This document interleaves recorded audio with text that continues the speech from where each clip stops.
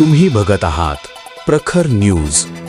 प्रत्येक क्षण, प्रत्येक घडामोड तुमच्या सोबत.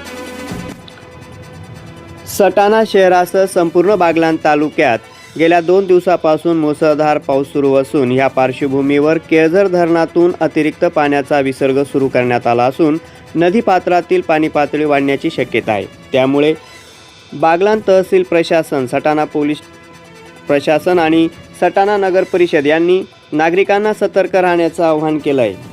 आरम नदी, सुक्कड नाला, इतर नदी नाल्यांच्या काठावरील नागरिकांनी खबरदारी घ्यावी. नदीपात्रात जाणे टाळावे. पूरग्रस्त भागात अनावश्यक वावर करू नये आणि प्रशासनाच्या सूचनांचे काटेकोरपणे पालन करावे असं आवाहन करण्यात आले. बागलाण तालुक्याच्या पश्चिम पट्ट्यातही मुसळधार पावसाचा अंदाज व्यक्त करण्यात आल्याने ग्रामीण भागातील नागरिकांनी सतर्क राहावे असे आवाहन करण्यात आले आहे. आपत्कालीन परिस्थिती निर्माण झाल्यास तत्काळ प्रशासनाशी संपर्क साधावे असेही यावेळी सांगण्यात आले आहे.